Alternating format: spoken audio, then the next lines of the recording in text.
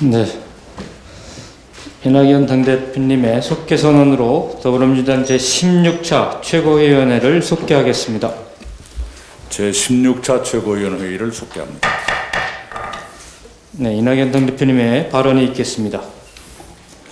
올해 1월 공포된 고위공직자 범죄수사처 공수처 설치법은 6개월의 시행 준비기간을 두었습니다. 그 법정 시한 7월 15일을 넘긴 지 석 달이 다 돼갑니다. 야당은 공수처장 추천위원을 곧 추천할 것처럼 하더니 요즘은 감감무소식입니다. 공수처 설치는 검찰개혁의 핵심으로 국민 다수가 찬성하시고 있습니다. 우리 사회가 도입을 추진한 지도 오래됐습니다. 1996년 참여연대가 입법 청원한 지 24년이 흘렀고 2004년 노무현 정부가 첫 법안을 만든 지 16년이 지났습니다. 이명박 정부 때도 당시 여당인 지금의 야당이 공수처법을 발의했습니다. 그러나 기득권 세력의 반대와 검찰의 저항으로 실현되지 못하다 지난해 20대 국회에서 처리됐고 지금까지 온 것입니다. 민주당은 이제까지 야당이 추천 절차에 응하기를 기다려왔습니다. 그러나 이제 그 기다림도 한계에 이르고 있습니다. 공정경제 3법에 대한 관련 분야의 의견 청취 절차를 서둘러 주시기 바랍니다. 이해충돌방지법, 2라는 국회법도 이번 정기국회에서 통과시키도록 준비를 서둘러 주시기 바랍니다. BTS는 대한민국의 세계적 자랑입니다. 다만 BTS의 병역 문제를 정치권에서 계속 논의하는 것은 국민들께서 보시기에 편치 못하시고 BTS 본인들도 원하는 일이 아니니 이제는 서로 말을 아끼셨으면 합니다. 이상입니다. 다음은 김태년 원내대표의 발언이 있겠습니다. 잠시 후 10시부터 21대 국회 첫 국정감사가 시작됩니다. 오랜 기간 국정감사를 위해 공들여 준비한 우리 의원님들과 보좌관님들의 수고를 응원합니다. 국민의 기대에 부응하는 질의로 정책국감, 민생국감을 실현해 줄 것으로 기대합니다. 야당에도 사실에 근거한 비판과 대안으로 부디 생산적인 국감을 만들어주기를 다시 한번 요청합니다. 국정감사는 정쟁의 시간이 아니라 국정을 살피고 코로나로 어려운 민생을 돌보는 시간입니다.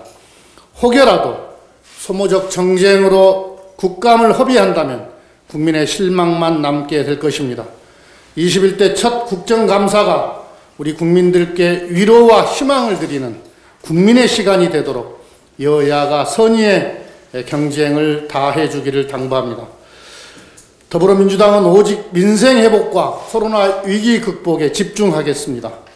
국회 본연의 기능에 충실하며 코로나19로 어려운 민생을 챙기겠습니다. 부실한 법과 제도로 혹여 우리 국민들께서 고통받고 혈세가 낭비되는 문제들이 있는지 철저히 찾아내겠습니다. 국정 추진 과정의 빈틈을 꼼꼼히 찾아내서 보완하는 국정감사가 되도록 힘쓰겠습니다. 성실하고 알찬 국정감사를 통해 우리 국민들께서 위로를 받는 진짜 국정감사가 되도록 온 힘을 다하겠다는 말씀을 드립니다. 국민의힘이 공정경제 3법과 노동법의 연계를 주장하고 있습니다. 공정경제 3법 처리에 노동법을 끼워 넣는 것은 대단히 부적절합니다. 김종인 위원장께서 공언했던 공정경제 3법 처리가 고작 이런 것이었나 하는 실망이 있습니다. 공정경제 3법과 노동법을 흥정물, 거래 대상 정도로 여기는 국민의힘의 태도가 대단히 유감스럽습니다. 협상에도 정도와 원칙이 있습니다.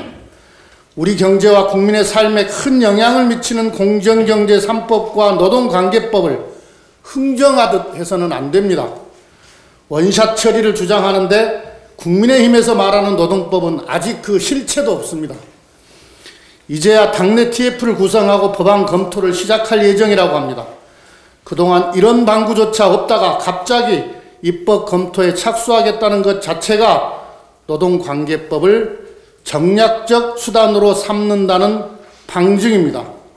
노동법 개정 주장이 공정경제 3법 처리를 발목 잡겠다는 속셈에서 제시한 정치적 카드라면 국민의힘은 노동법 개정 주장을 철회하는 것이 마땅합니다. 코로나 시대 핵심 과제는 공정경제 구축과 사회안전망 강화입니다. 코로나로 인해 취약계층이 더 큰 피해를 보았고 양극화는 더욱 심각해졌습니다. 지금은 위기에 처한 고용 취약계층을 보호하는 정책을 더 강화해야 합니다. 전 세계가 코로나19 위기를 통해 얻은 교훈은 사회안전망이 잘 구비된 나라일수록 고통을 덜 받고 더 안전할 수 있다는 점입니다. 국민의힘은 공정한 경제 실현과 사회안전망 강화에 함께 해주기를 바랍니다. 국민의힘은 국정감사가 끝나기 전에 공수처장 후보 추천위원을 추천해 주기 바랍니다. 시간 끌기로 공수처 출범을 막을 수 있다고 생각한다면 오산입니다. 야당의 직무유기와 횡포가 계속된다면 민주당은 공수처의 출범을 위해 부득이 법 개정에 나설 수밖에 없습니다. 국민의힘이 위원 추천을 하지 않는다면 법이 부여한 권한을 스스로 포기한 것으로 간주할 수밖에 없기 때문입니다. 다시 한번 공수처장 추천위원 추천을 위한 시한은 국감 종료 전까지라는 점을 분명히 말씀드립니다. 국감이 끝나고도 야당의 추천이 이루어지지 않는다면 곧바로 입법의 시간이 시작될 것임을 강조합니다. 정책위와 법사위는 입법 준비에 만전을 기해 주시기 바랍니다. 네, 다음은 김종민 최고위원의 발언이 있겠습니다.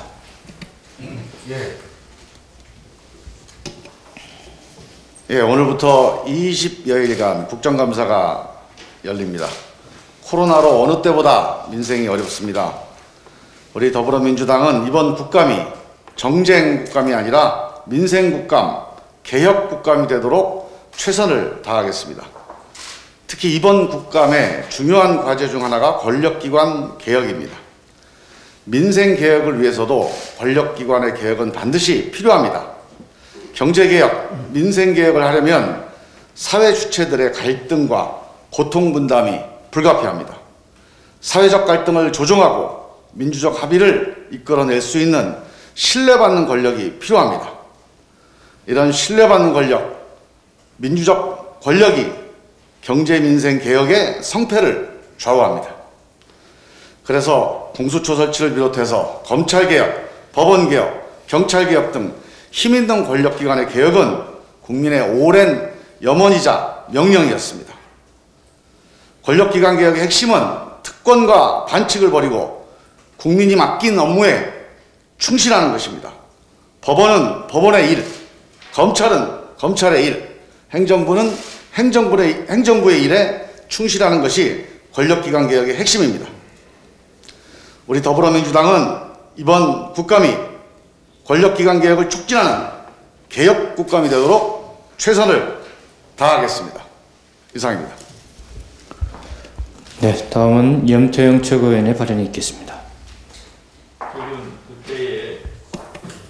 최근 국회에 온종일 돌봄체계 운영 지원에 관한 특별법안이 의원 입법안으로 발의됐습니다. 초등 돌봄교실의 법적 근거와 국가와 지방정부 책임을 명시하고 있습니다. 우리나라는 현재 아이들 돌봄이 교육부는 초등 돌봄교실, 복지부는 다함께 돌봄 지역아동센터, 여가부는 청소년 방과후 아카데미 등으로 나뉘어져서 관리되고 있습니다. 이번 입법안을 두고 교육과 보육의 분리를 요구해온 교사들은 찬성하는 반면 또 돌봄 전담사들은 민간 위탁에 따른 책임 공백과 고용 악화를 우려하며 반대하고 있습니다. 이런 가운데 서울시 중구가 전국 최초로 초등학교 돌봄 교실을 직영으로 운영해서 대안을 만들고 있습니다. 중구는 작년부터 올해까지 관내 초등학교 9곳 중 5곳에 돌봄 교실을 직영으로 전환했습니다. 그 결과 학교는 행정 업무 감소로 교육에 더 집중하게 됐고, 구청은 별도의 공간 확보 노력 없이 공공 서비스를 확대할 수 있게 됐습니다. 또한 기존 돌봄 전담사들을 시설관리공단 정규직으로 전환해서 고용 불안 우려도 불식시켰습니다. 학교라는 안전한 공간에서 더욱 다채로운 프로그램을 제공받게 된 학부모들의 만족도도 크게 높아졌다고 합니다. 3개 부처로 돌봄 사업이 나눠져 있는 중앙부처는 이제 먼저 나서 이러한 문제의 주체가 되기를 바랍니다. 돌봄의 주체들이 그 지역 맞춤형 돌봄 체계를 만들 수 있도록 지방정부의 조직, 인력, 재정을 확충해서 함께 할 수 있도록 해야 될 것 같습니다. 돌봄의 운영 주체가 학교냐, 지방정부냐라는 소모적인 논란, 이제는 끝내야 합니다.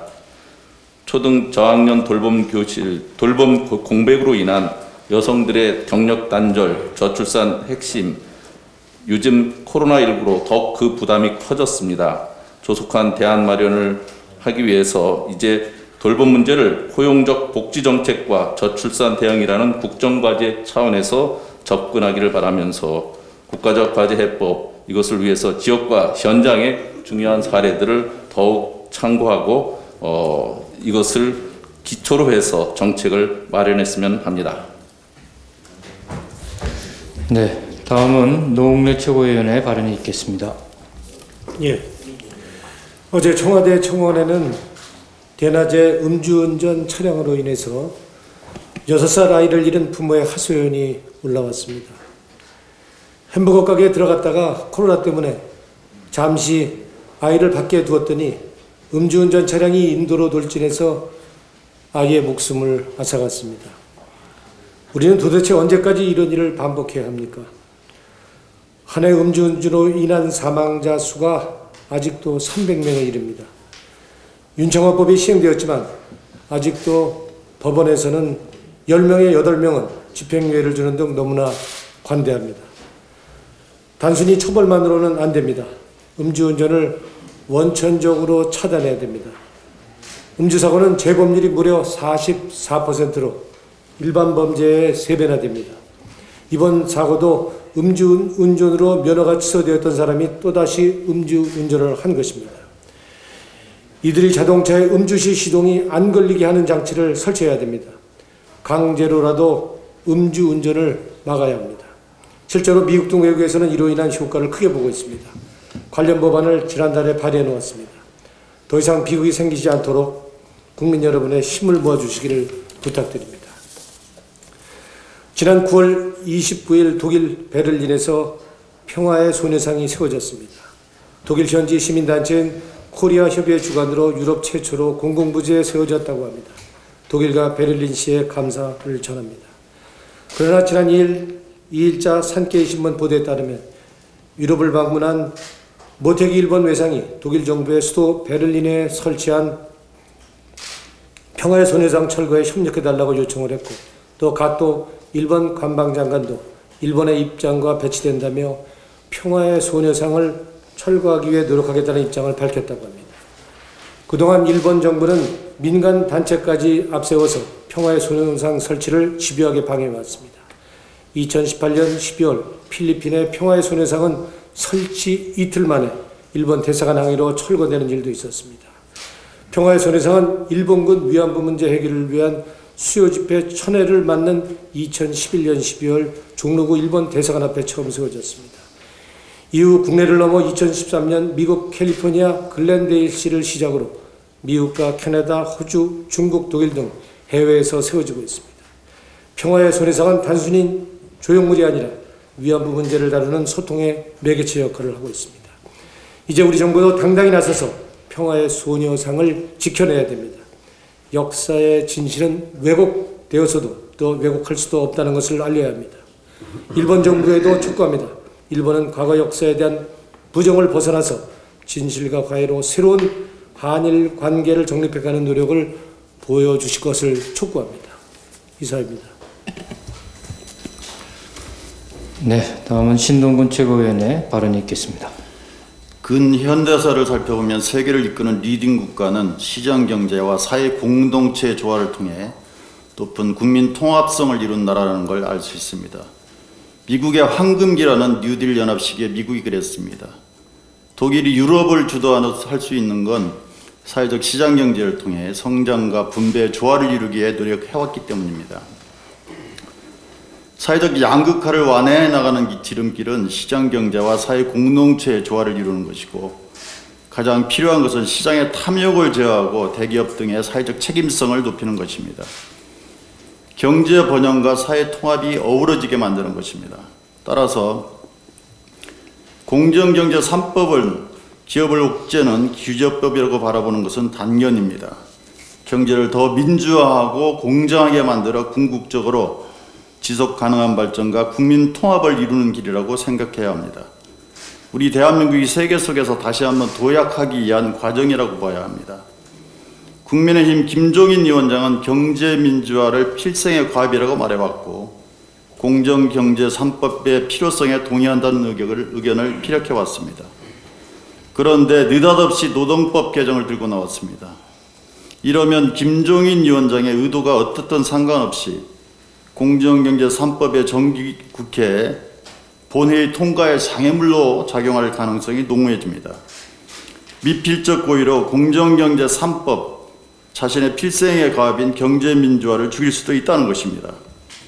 무엇보다도 이번 정기국회에서 반드시 공정경제 3법을 통과시키겠다는 결기를 다져야 합니다.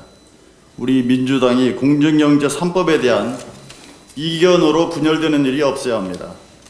공정경제 3법에 대한 단단한 당론화 과정을 추진해야 합니다. 공수처 설치 등 검찰개혁 완수, 공정경제 3법 통과가 이번 정기국회 필수 과제이자 촛불의 염원에 대한 최소한의 답변입니다. 당 정청이 하나 되어 반드시 완수해야 합니다. 이해충돌한 박덕흠 의원 관련 비리 의혹이 눈덩이처럼 불어나고 있습니다. 과거 대한전문건설협회장을 지낼 때 조카와 출신학과 교수의 딸, 입찰 담합을 대행한 일가 소유의 건설사 간부아들, 전 서울시 공무원 등을 대표해 대거 특혜 채용했다는 의혹이 제기되었습니다. 모 언론에 따르면 부정 채용 의혹 대상자 25명의 명단에는 박 의원과 2박 3일 골프 모임에 동행했던 여성도 정기적으로 채용된 사실이 확인되었습니다. 채용 비리에 더해 차마 입에 담기 부적절한 처신까지 보도되었습니다. 이젠 막장 드라마 수준으로 치닫고 있습니다. 박덕흠 의원이 2018년 국정감사에서 서울교통공사의 채용 비리 의혹에 대해 신적폐 등의 용어를 써가며 강력히 비판했던 사실이 알려지면서 그 낯 두꺼움에 기가 막힐 따름입니다. 이쯤 되면 하루빨리 스스로 사퇴하기 바랍니다. 이상입니다. 네, 다음은 박홍배 최고위원의 발언이 있겠습니다. 예, 지난주 최고위원회의에서도 한 차례 말씀을 드렸습니다만 지난 4차 추경안 최초 편성 시 제외되었던 법인 택시 노동자들에 대한 재난지원금이 마지막에 극적으로 포함이 되었습니다. 이는 지난달 14일에 있었던 당대표님과 한국노총 지도부와의 간담회에서 한국노총의 요청을 청취한 이후에 당 정책위원회와 노동대회 협력국 그리고 우리 당 환노위 의원님 등 많은 의원님들과 당직자분들의 노고가 있었기에 가능했던 일이었습니다. 주무부처에서는 신속한 지원이 이루어질 수 있도록 업무 처리에 만전을 기해 주시기 바랍니다. 어제 정부 관계부처 합동으로 있었던 필수노동자 안전 및 보호 강화 대책 발표가 있었습니다. 포함된 내용 중에 마트 노동자를 위한 박스 손잡이 관련 가이드라인을 12월까지 배포를 하고 현장 지도도 하겠다는 내용이 포함이 되었습니다. 현장과 당의 목소리를 신속하게 정책에 반영해 주시기 위해서 애쓰시는 관계부처의 노고에 감사를 드립니다. 국공립대학교 조교 노동자의 노조할 권리가 1년 전 국정감사의 지적에도 불구하고 아직까지 해결이 되지 않고 있습니다. 국공립대학 교수의 단결권은 법원의 판결로 보장되었는데 국공립대학의 조교노조 설립신고가 반려되는 것은 누가 보더라도 이해가 되지 않습니다. 당시에 고용노동부 장관께서는 국공립대학 조교의 경우 특정직 공무원으로 분류되어 있고 공무원 노조법을 만들 당시 입법 누락이라고 생각한다고 하시면서 이 부분에 대해서 교육부 및 관련 부처와 협의를 진행하겠다고 하셨는데 1년이 지나도록 소식이 없습니다. 국공립대학 내에 직원도 교수도 모두 노조를 만들 수 있는데 교수로부터 업무 지휘와 감독을 받는 노동자인 조교만 노조를 만들 수 없다는 것은 상식적이지 않습니다. 지난해 9월 결성된 조교노조는 1년째 법의 노조로 남은 채 노동자라면 누구나 보장받아야 할 기본권인 노동 3권을 보장받지 못하고 있습니다. 우리 당 김주영 의원께서 대표 발의한 국공립대학 조교의 노조 설립 및 가입 허용을 주 내용으로 한 공무원 노조법 개정안이 이번 정기국회에서 처리되어서 조교 노동자들에게도 헌법이 보장하는 노동 3권이 부여될 수 있도록 의원님들의 많은 관심을 당부드립니다. 이상입니다. 네, 마지막으로 박성민 최고위원의 발언이 있겠습니다.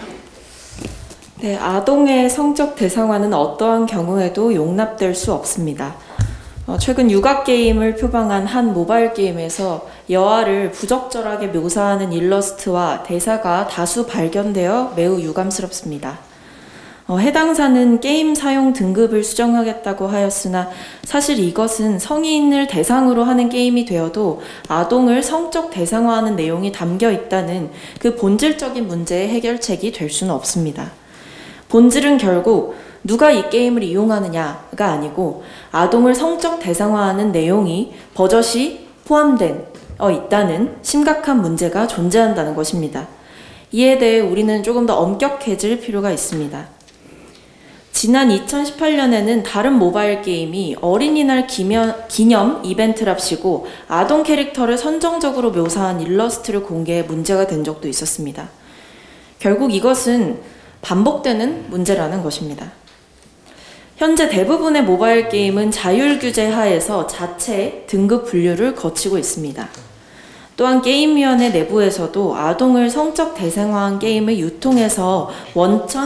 유통으로부터 원천 배제하는 내용과 같은 세부적인 규제는 존재하지 않고 있습니다. 규제가 만능은 아닐지라도 아동 성적 대상화를 손 놓고 바라볼 수는 없습니다. 이에 대해서 우리가 모두 함께 고민해 볼 필요가 있겠습니다. 최근에 또 아이돌 그룹 블랙핑크의 뮤직비디오에서 간호사를 성적 대상화했다는 비판이 있었습니다. 소속사에서는 간호사의 성적 대상화에 대한 의도가 없었다라고 이야기를 하였지만 사실 당사자인 간호사들이 불편함을 느끼고 이 뮤직비디오 내에 포함된 내용이 문제가 될 만한 것이다 라는 직접적인 입장을 표명했기 때문에 소속사는 이에 대해서 책임 있는 고민과 조치가 필요하다고 생각합니다.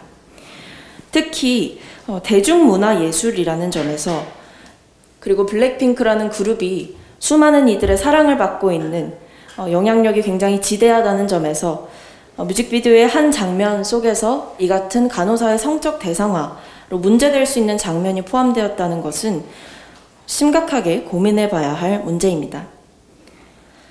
예술의 자율성과 별개로 이같이 성적 대상화가 우리 사회에서 특정 계층 혹은 특정 직업에 대해서 여전히 이루어지고 있다는 사실은 반성적인 성찰이 필요하다고 생각됩니다.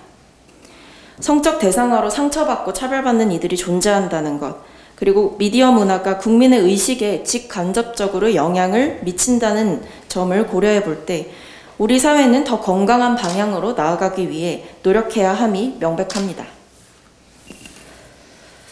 그리고 국민의힘 한기호 의원님의 돈 없는 발언에 대해서 한 말씀 드리겠습니다. 현재는 삭제된 내용이지만 강경화 장관님의 배우자와 관련해서 이일병이라는 직접적인 성함을 지칭하며 강경화 장관과 지금까지 살았다는 그 자체만으로 훌륭하다와 같은 내용을 공식적으로 페이스북에 게재하신 바 있습니다. 장관으로서의 공적 업무에 대해서 혹은 장관이 하는 정치적인 행위에 대해서 정치적으로 비판할 수 있다고 생각합니다. 하지만 이 같은 한기호 의원님의 발언은 개인에 대한 모욕과 비하이며 선 넘은 조롱임이 명백합니다. 국민의힘이 외쳤던 쇄신과 변화는 소속된 인사들의 돈 없는 막말과 극단의 정치와 결별하시겠다는 것이었습니다.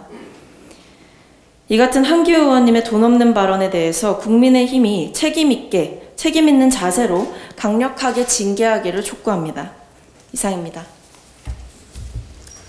네, 이상 모두 발언을 마치고 회의를 비공개로 전환하겠습니다. 언론인 여러분들의 협조